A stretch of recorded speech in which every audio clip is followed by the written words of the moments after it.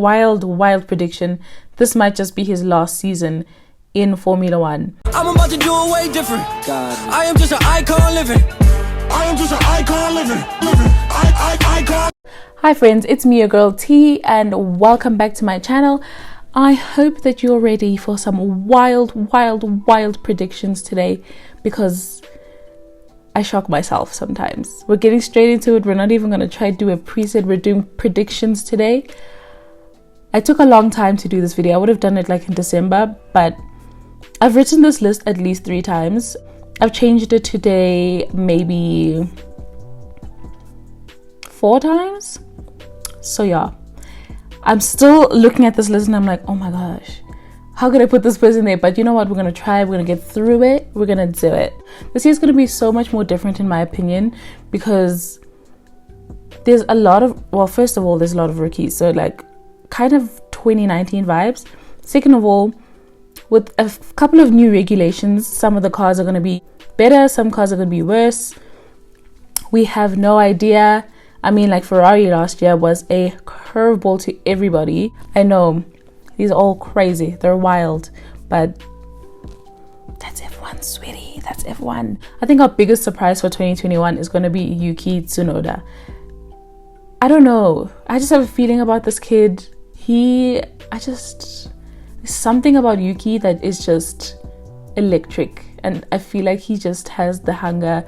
And he's kind of like Lando when Lando first joined F1, kind of not out of nowhere, but out of nowhere, young, like driven, just hungry to prove themselves. And I know Mick and other people are also like rookies and ready, but Yuki just has this thing. I don't know, I just feel like he's going to be the biggest surprise, and I'm super excited. Next up for biggest flop in 2021, I think, and this is really sad because I really do love him, I think it's just going to be so sad, it's going to be Sebastian Vettel. And at a tie almost is Valtteri Bottas. I don't think Valtteri is going to do well this season. I hope he proves us wrong, kind of, but he has kind of never proved us wrong. But yeah, those two, especially Seb, considering everyone has such big high hopes, because Aston Martin rebrand, they're going to have a new power unit. The car was so good last year. But now, I don't know, after last season and seeing where Charles finished and where Vettel finished, I don't know if Vettel has that kind of drive that he used to have. And I don't think he's going to do the things that we hope from him. I know in my last video, I literally said, oh, Vettel can prove us wrong, can show us. But I don't think it's going to happen. So it'll be exciting to see if he does, but I don't think it is going to happen. With Valtteri always chops a big game, always chops a big chop. And shame he really does his best, but I just don't think this year, especially given the cars that Daniel Ricciardo and Sergio Perez are going to be in, that he's going to actually be up where he's used to being, despite the car or, you know, all of those things. So we'll see. I'm excited. Next up, we have the biggest rivalry. And I think it's going to be 2 rivalries. One is going to be within the team, and that's going to be Perez and Verstappen. Oh man, it's going to be so interesting to see Max have an equal. Like now I'm not even talking about someone who could like be, this is an equal. Perez is an equal. So I'm super excited. And Perez has a drive that Max doesn't kind of have. He has time against him.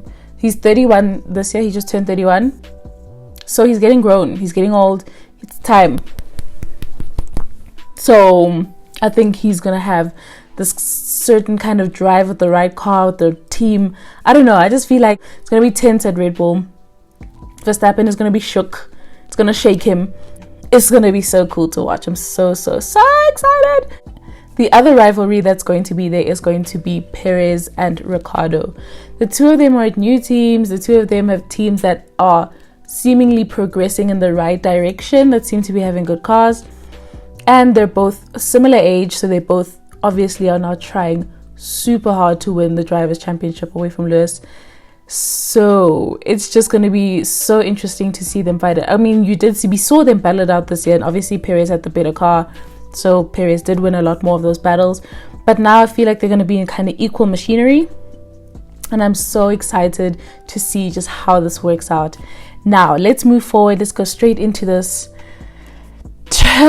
The driver predictions for 2021. So at 20, we have Nikita Mazepin. I don't know. I don't care. I'm not going to chop too much about him because I actually really... he might not finish so low down. And I think this one is the only personal one that I put down at low down because I don't like him. He doesn't seem to be a very good person. And I know driving is not about the person. It's about, no, you should eat the fats. Okay. Then he'll finish 19th. It's not going to... I don't think there'll be a difference. Anyways, I don't want to chop too much about Nikita Mazepin. I don't care about him. I literally have nothing to say. So, that's number 20. At 19, we have Nicholas Latifi. And I don't want to put him solo, but I'm going to have to put him solo because even though he did fairly adequately last year, this year is going to be a bit different because there's more rookies and these rookies are here to win, man. The cars are becoming better and the drivers are becoming better. So I think he's just going to drown just a little bit, just a tiny bit. I'm not expecting too much from him. I'm not going to chop too much about it. We also know how Williams just doesn't have the correct car so far. Maybe they'll progress a little bit more, but I don't think Nicholas will progress a little bit more. And I don't wish this for him, but it's just what I see. Next is Kimi Räikkönen. Kimi, it's time to go, bro. Go be with your kids. Go be at home. Go, I don't know, be a mentor. I don't know. Just give the kids space, bro. Yeah, I don't know. I just don't see him finishing much higher. Hopefully the Alpha car is better than it was last year, but I still don't see him doing much better than anyone else, really. I would have put him at 17, but I think number 17, which is Antonio Giovannazi, I think he's going to have a little bit more drive in him because he's young and he was obviously not so impressed by the Ferrari Academy for overlooking him for the Ferrari seat. So that's going to be, I think he's going to be a little bit more driven than Raikkonen. Raikkonen's really just living his best life and that's cool too, sir, but I don't think he's going to finish much higher up than 18th or 17th. It's just going to be between those two Alphas. I don't know, there's something about those Alphas that are just not... It's not looking good for them, innit? Yeah. So at number 16, I've put Mick Schumacher. And I think this is also pretty self-explanatory. Haas doesn't have a really good car. I mean, Magnussen, who's a really good driver, and Grosjean, subject to debate, also a really good driver, failed to do much in that car. So I just don't think a rookie is going to do much in that car as well. It's also his first year. I'm not trying to put too much pressure on the kid. Like, just do your best, bro. And 16 is really good considering the car you've been given. That's all I have to say. Good luck to him. I wish him all the best. But yeah, 16 is where Mick should finish. In 15, and this is kind of generous, but also he can do it. I know he can. And this is George Russell in the Williams. He did amazing things in that Mercedes. Amazing things. He beat Valtteri, bro. This is why Valtteri, Asazi, bro. We don't know. But yeah, George at 15, he's going to do his best again in that Williams. I'm hoping he can turn his qualifying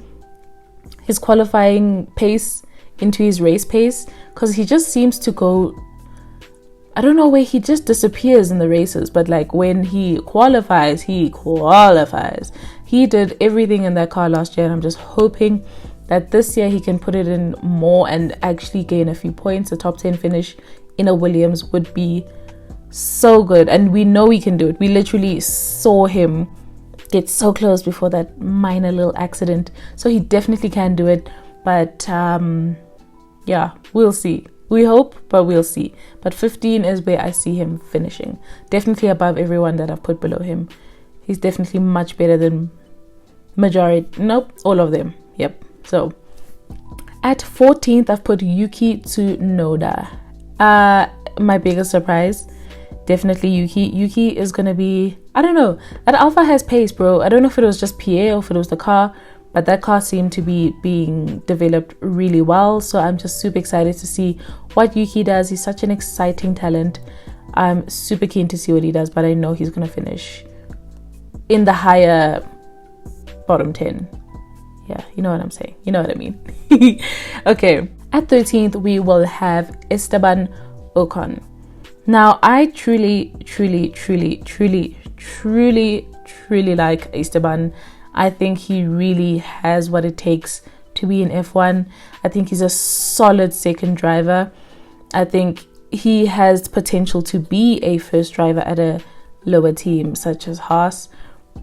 Not yet, but in the future.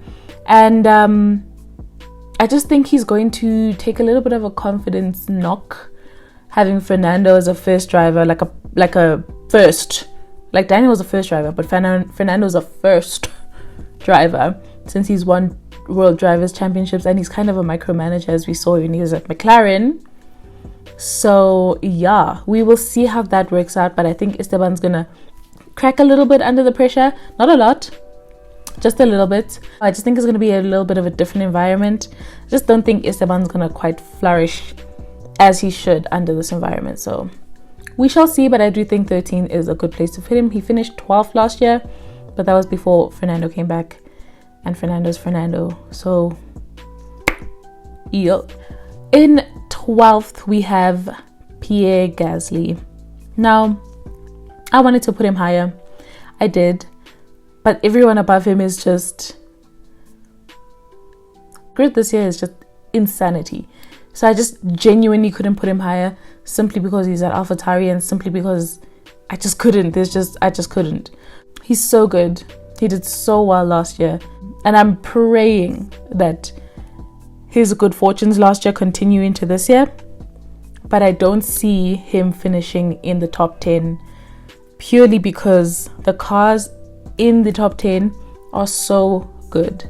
Like, that's just what it is. Obviously, I'm talking now when we haven't seen the cars move.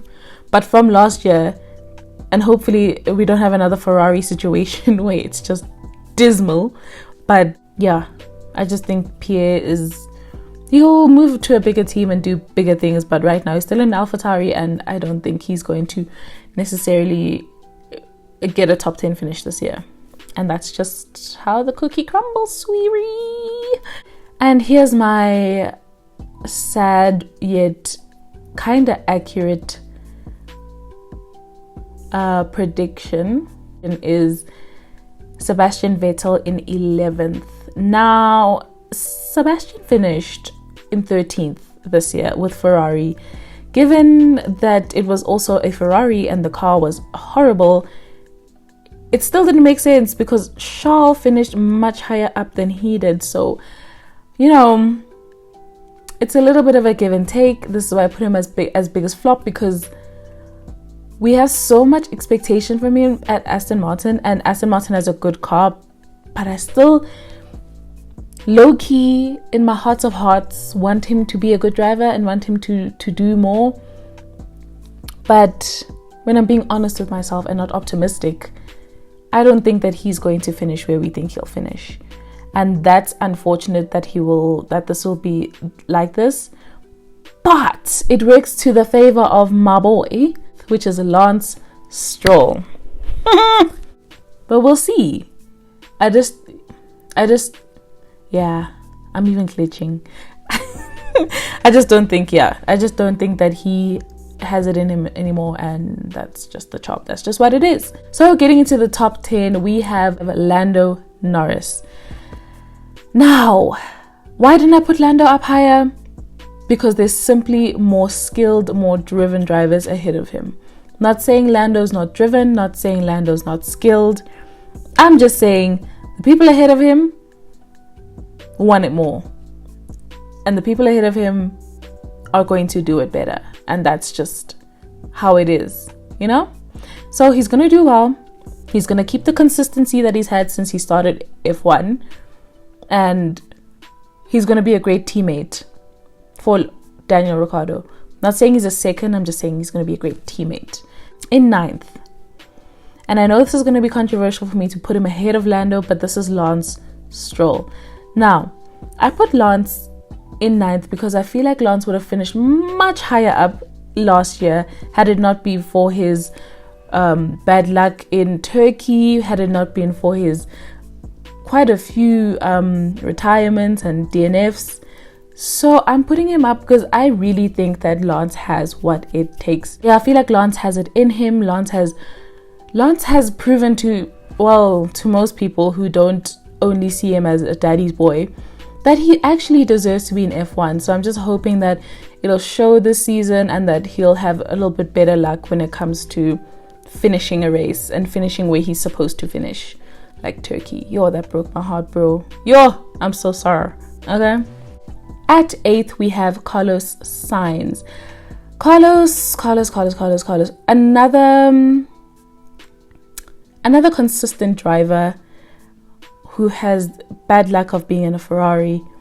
I don't know. I don't see Ferrari's car being any better than it was last year. Maybe a little bit, but not.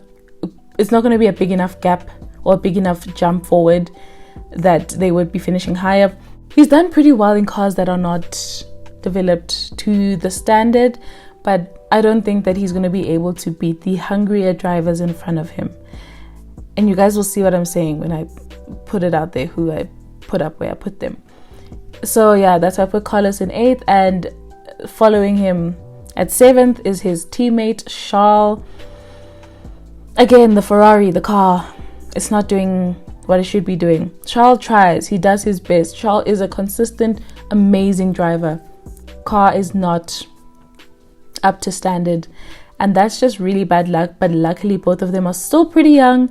They still have a little bit of time, so I'm praying for them. I'm hoping for better fortunes for them, but for the current trajectory of the car, it's not looking good. At 6th, I have Fernando Alonso. And let me not lie, I was doing my makeup and I decided to watch a YouTube video. I watched Aldas's video on Fernando Alonso, and that really changed my mind. I was gonna put him in like where Vettel is now at 11th, but after watching Aldas's video, after going back and looking for myself, doing my own research, because I'm not just like a freaking, what's that thing called, a sheep. I don't just follow what everyone's saying, but like, he could really do a top 6 finish. He really could. He will definitely not get higher than 6th, but it's between 6th, 7th and 8th. One of the Ferrari boys could do it. Probably will be Charles to beat him, but I say Fernando gets a top 6 finish, and 6th could be where he finishes if he delivers the way he feels he will. But I don't think he'll be higher, but he's gonna actually do some things. He's gonna do some things. At 5th, and this is why he's my biggest, or one of my biggest flops, is Valtteri Bottas. Now, I just think this dude really got the short end of the stick in this deal of life. He really has the talent, the drive, and just really bad luck. I don't think he's gonna finish. I think he actually, wild prediction, this might just be his last season in Formula One, or at least at Mercedes. Definitely his last season at Mercedes, because George's contract is up this year with Williams. So yeah, I just don't see him finishing higher up. I just especially with the teams that Daniel and Sergio up there, if you haven't been doing it now, you won't do it in the future. So he hasn't been doing it in the past, and he's not going to do it. He just hasn't. You know when you just want to, you can do it, you know, but he just never does. I think he would flourish in another series, in another motorsport series, but in 4th. Now, let me preface this by saying I struggled so hard with this decision. Like, genuinely struggled. Like, genuinely, it was hard.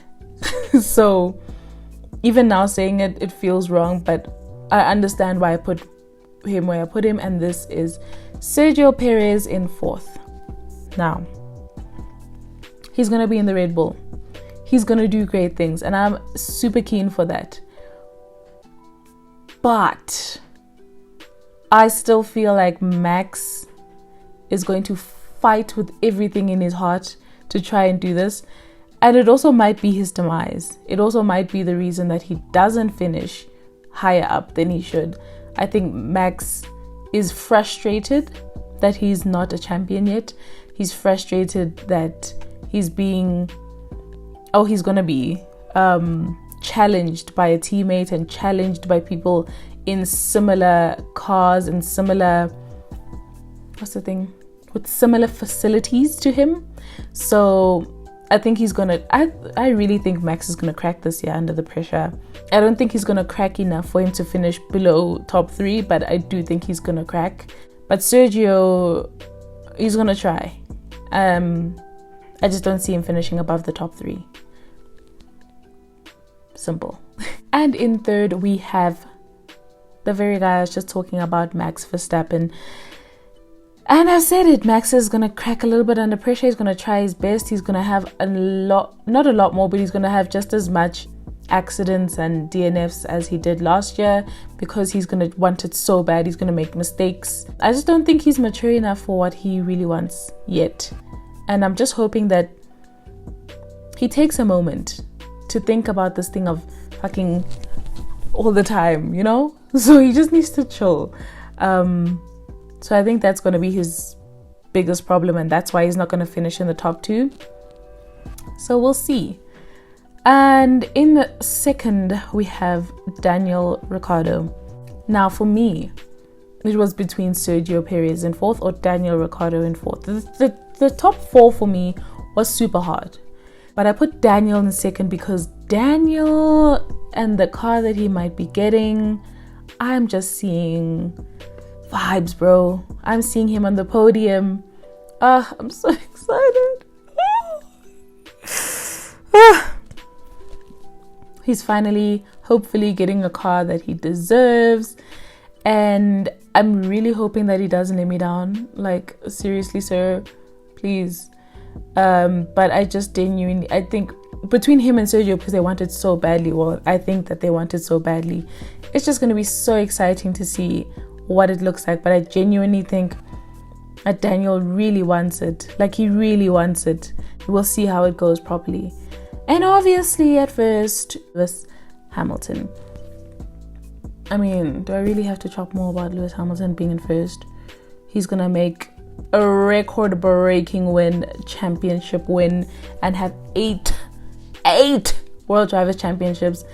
And I'm gonna put it out there, I think if not this year, then next year will be his last year in F1, because as much as he loves driving, I think he wants to leave on a high, but at the same time, I think he will want to go for that 9th, just because he's like hungry.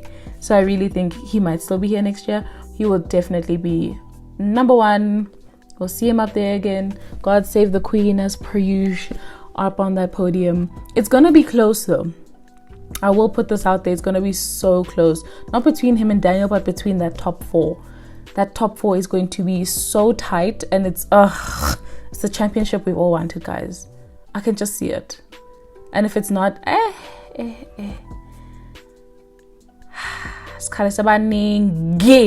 will just be I'll be so disappointed if it's not close, you know, because all these drivers with similar machinery, similar drive, similar just please, guys, just hear us, the Lord's racing gods, please. I can just feel it. I can see it. The vision is there. And I just, yeah. That was my team predictions, my driver predictions. If you have any predictions that you think are different or that you think are better, so then let me know down in the comments, and I will see you for another video next time. Have a good night.